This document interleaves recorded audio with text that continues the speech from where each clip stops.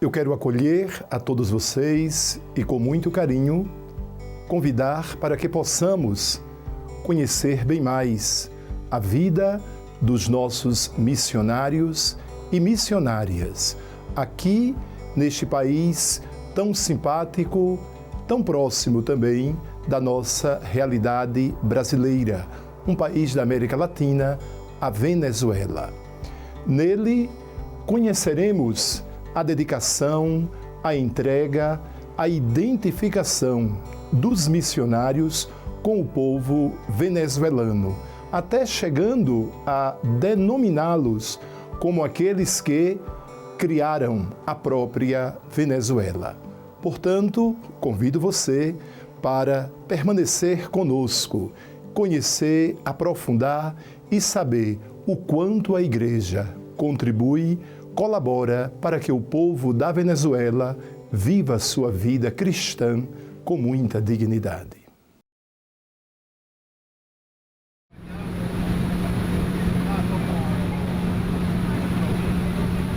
Foram os missionários que marcaram as nossas fronteiras e as defenderam. Eles as marcaram porque iam entrando e povoando, construindo vilas. E até onde chegaram os missionários é a Venezuela.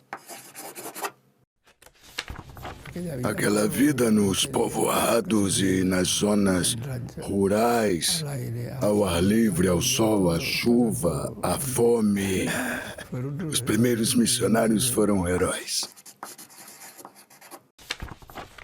Eu fazia tudo. Era 3 em 1. Era enfermeira, cuidava da enfermaria, dava assistência, catequese, cozinhava. O missionário é para isso.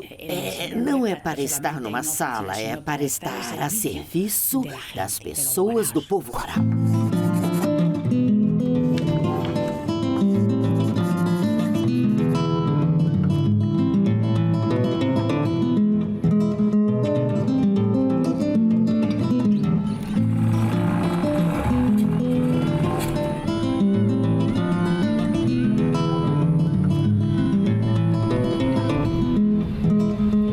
O soberbo Orinoco, como lhe chamou o escritor francês Júlio Verne, é um dos rios mais importantes da América do Sul, que nasce e corre principalmente pela Venezuela, e é o 3º mais caudaloso do mundo. Deságua no Atlântico, no estado Delta Amacuro, sendo Tucupita a cidade mais povoada. É o 2º estado menos habitado da Venezuela, o que é fácil de entender, pois os seus mais de 40 mil quilômetros são quase só água e floresta. Orinoco, que significa um lugar para remar, se referindo ao delta do Orinoco, uma complexa rede aquática de centenas de canais e dezenas de embocaduras que se cruzam como um labirinto. Os primeiros habitantes foram os Warao, que atualmente são cerca de 5 mil, muitos dos quais trocaram os canais fluviais pela cidade.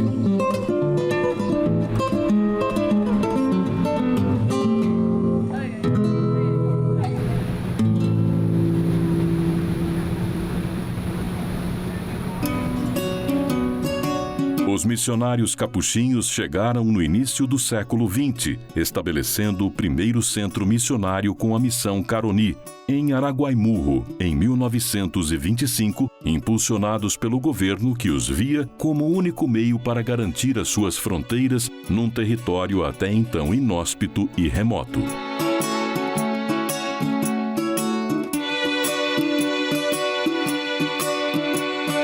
Em 1954, a missão Tucupita se separou formalmente de Caroni, que até então era um enorme território que incluía a Gran Sabana, o Delta Amacuro e parte do estado Bolívar. A minha vocação é ser frade.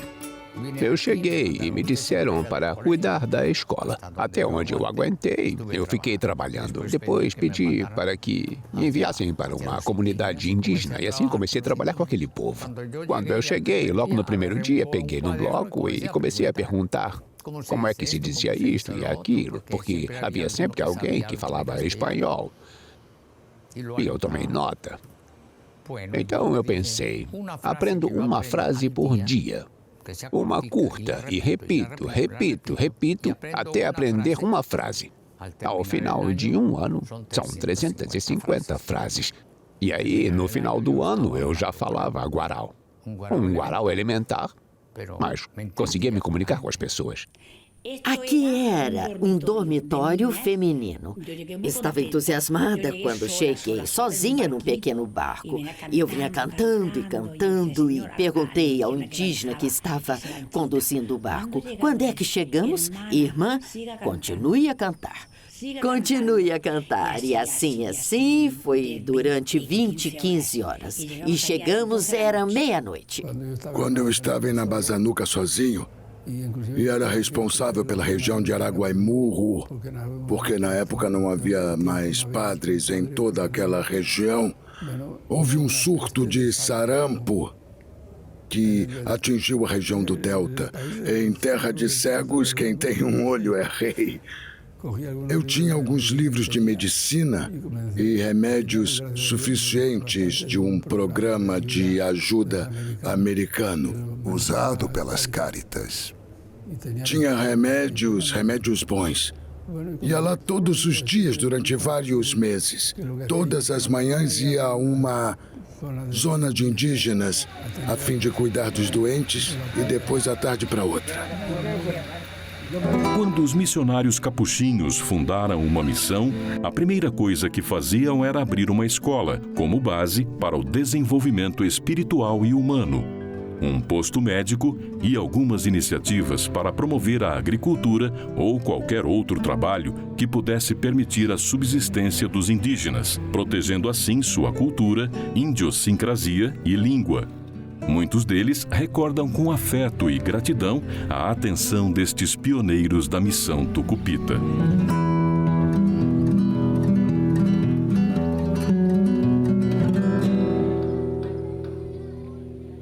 Como representante de uma comunidade, agradeço em primeiro lugar ao Padre Damião e ao Padre Júlio, que foram os primeiros sacerdotes a chegarem aqui à nossa zona guaral.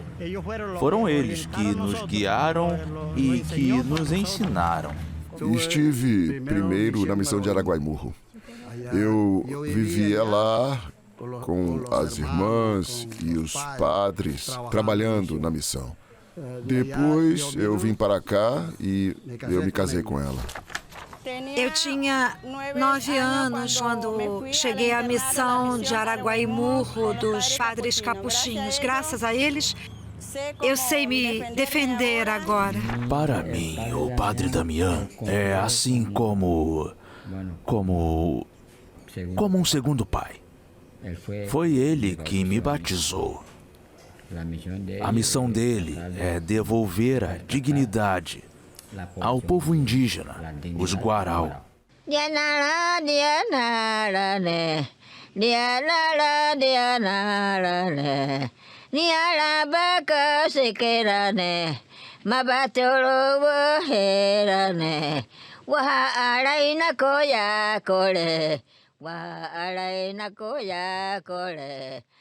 Muitos dos que chegaram às margens do rio Delta do Orinoco morreram devido à malária e à febre amarela.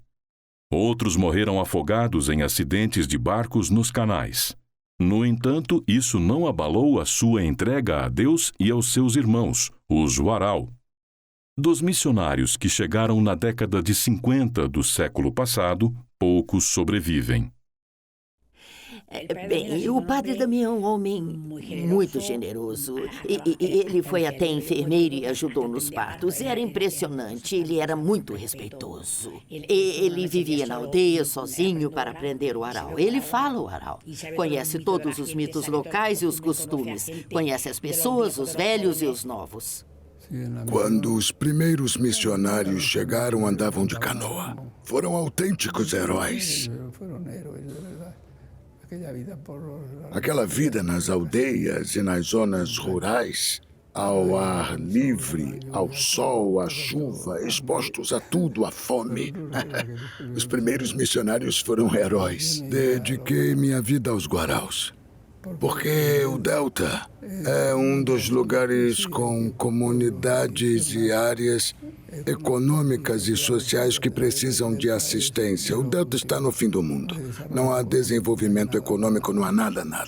Sentimos que dedicamos a vida a fazer algo bom, certo? Às vezes pensamos, o que é que eu fiz? O que é que fica do que eu fiz e do que eu disse? No final, o que fica é o testemunho. Conhece a frase de João Paulo II? Eu acho que o mundo precisa não de pregadores, mas de pessoas que têm testemunho. Então, é isso que fazemos. Estou lá e posso fazer muito pouca coisa. São Francisco de Guaio, fundado como centro missionário pelos padres capuchinhos em 1942, recebeu as irmãs terciárias capuchinhas em 1951. Está situado no município Antônio Dias, no estado Delta Amacuro, e tem a segunda maior população indígena a nível nacional. O povo Warao representa 7% da população indígena da Venezuela. No entanto, atualmente ainda são necessárias 5 a 7 horas de viagem de Curiana, nome que dão aos barcos. Tal como as outras comunidades do Delta, os Warao aqui também vivem em palafitas ligadas por pontes feitas com tábuas de madeira.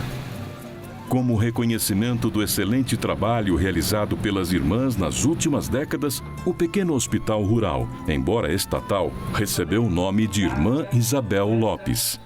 Ainda assim, a escassez de medicamentos e recursos médicos é enorme. Muitos pacientes ainda morrem como resultado da pobreza e da negligência. A mortalidade infantil no município Antônio Dias é uma tragédia que ainda piorou com a última crise. A falta de recursos materiais é um desafio enorme, assim como a falta de recursos humanos. Há um único sacerdote diocesano para todo o vicariato apostólico de Tucupita. O número de religiosos capuchinhos e irmãs terciárias que iniciaram a missão diminuiu muito nos últimos anos e outras congregações religiosas vieram ajudar a assumir a missão pastoral e social da igreja. Por exemplo, os missionários de Consolata, responsáveis pela região de Araguaimurro, no Baixo Delta, são responsáveis por cerca de 80 comunidades. Mas devido a problemas de transporte e recursos humanos limitados, não podem visitar todas as comunidades. Começamos com as visitas às comunidades, com a celebração da palavra e em algumas com a missa. E então procuramos nessas comunidades algumas pessoas que podiam ser como, assim, catequistas e agentes da pastoral, pessoas de fé, como lhes chamamos, e começamos a lhes dar formação. Quando saímos para visitar as comunidades com mais frequência, fazemos isso todas as semanas ou de 15 em 15 dias, depende muito das comunidades e da sua proximidade com as outras. Existem outras comunidades com um caminho já feito, como as de Cuberuna, Espanha, Bonói, Araguabice, Uniquina, e que já têm catequistas. Elas se reúnem todas as semanas com os seus próprios agentes pastorais para rezar o terço e para ler a palavra de Deus.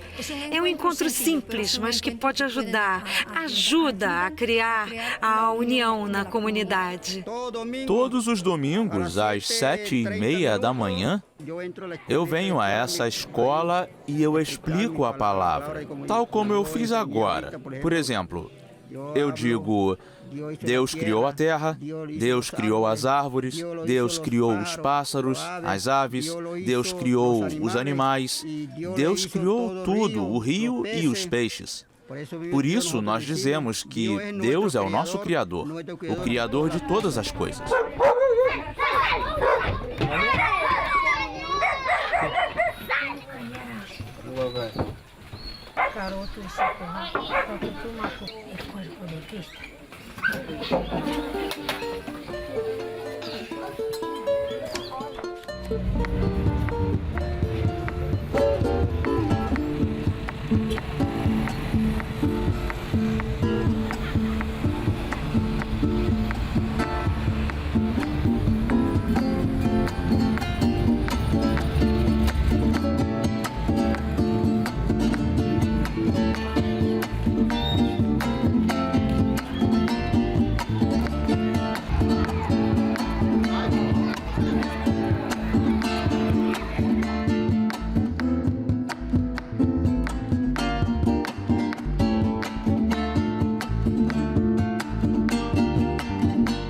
Além da enorme negligência por parte das autoridades governamentais e da falta de recursos humanos da Igreja para chegar a uma população espalhada pelos canais fluviais, existe outro grande desafio para o vicariato: a assistência dos Warao, que migraram para Tucupita, a capital.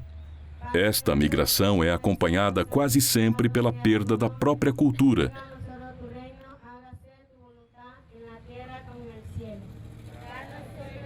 Os motivos são a falta de assistência médica, de escolas e oportunidades de estudar, de encontrar trabalho. Além disso, o aumento dos custos de transporte, provocados pela crise dos últimos 10 anos, forçou muitas famílias a tomar a decisão de se mudarem com os filhos. Em Tucupita, existem mais de 40 comunidades formadas por concentrações e grupos de indígenas provenientes dos canais, principalmente do município Antônio Dias, mas também de Perdenales. Quando os internatos dos capuchinhos fecharam, as pessoas tiveram de encontrar outra forma de continuar os seus estudos. Por isso, se mudaram para Tucupita.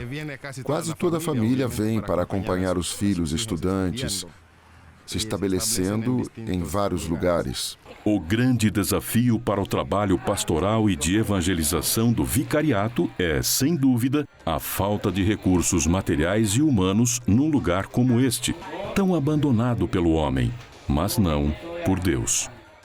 O grande desafio do trabalho pastoral continua sendo a pastoral indígena, para integrar, revitalizar e promover a cultura dos Warao. É uma luta contra o tempo, para que eles próprios sejam os protagonistas de sua história, do seu desenvolvimento, de uma educação humana e religiosa. Os capuchinhos, a quem o vicariato continua a ser confiado, vão abrindo as portas a outras congregações. Cada uma tem o seu próprio carisma, mas a missão é a mesma: o serviço e a entrega generosa e alegre dos missionários aos seus irmãos Warao, movidos pelo amor de Deus.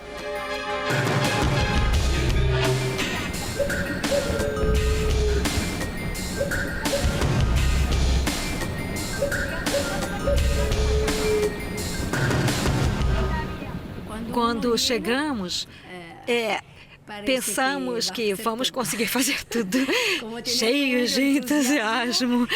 E depois nos damos conta que o mais importante é que estamos aqui em nome do Senhor e que Ele nos enviou para cá para acompanhar esse povo e lhes apresentar Deus. Isso é o mais importante. E não podemos fazer muito. É apenas uma gota d'água nesses rios todos.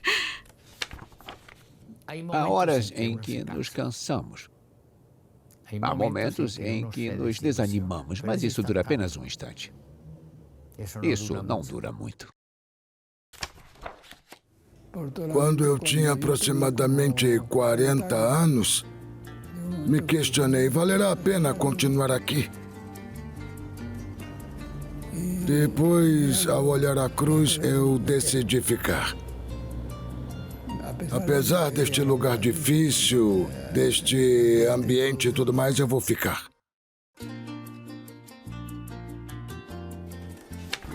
Se eu nascesse novamente, eu seria capuchinha e seria missionária. E como cheguei cantando, cheguei à missão cantando e hei de continuar a cantar. Seguirei cantando, lararara. Llevo tu luz y tu aroma en mi piel y el cuatro en el corazón.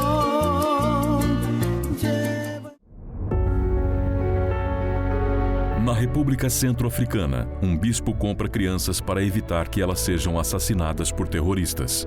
Na Síria, mais de 2.500 crianças que viveram os horrores da guerra recebem leite mensalmente, além de toda a ajuda pastoral. Em Belém do Pará, missionários vão de barco até as ilhas mais isoladas para levar esperança aos que mais sofrem. Tudo isso você pode ver mensalmente no Eco do Amor, o informativo gratuito da Fundação Pontifícia ACN. Ligue agora para 0800 77 099 27 ou acesse o site acn.org.br e peça para receber gratuitamente o seu Eco do Amor. Conheça os projetos apoiados pela ACN e faça parte deste grandioso trabalho missionário presente em mais de 140 países.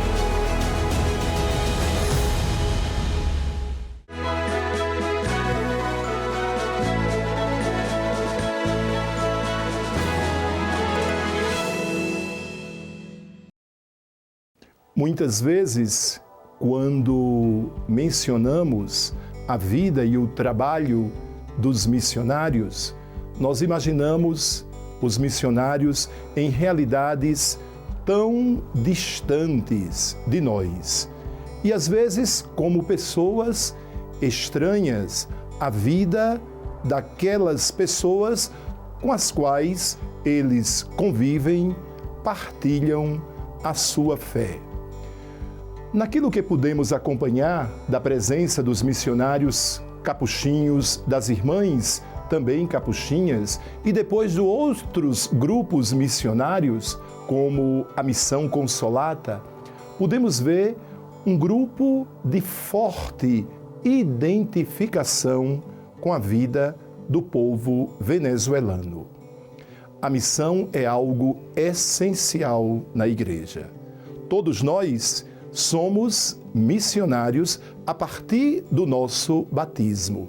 Eles, os capuchinhos, as irmãs capuchinhas, a Missão Consolata, vivendo a missão que Deus confiou a cada um deles. Mas eu e você também podemos fazer parte deste belíssimo trabalho.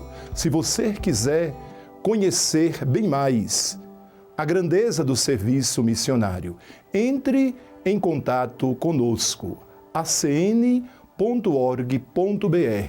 ou ligue agora. Participe também desta obra missionária, 0800 77 099 27. Você também estará dando o seu sim, contribuindo, vivendo a missão como os capuchinhos, como as irmãs capuchinhas e a Missão Consolata também fizeram muito bem a parte deles. Contamos com você, mas também uma forma de participar e de viver a missão é abrir seu coração para rezar. Rezar por aqueles que entregam suas vidas a serviço da missão da Igreja.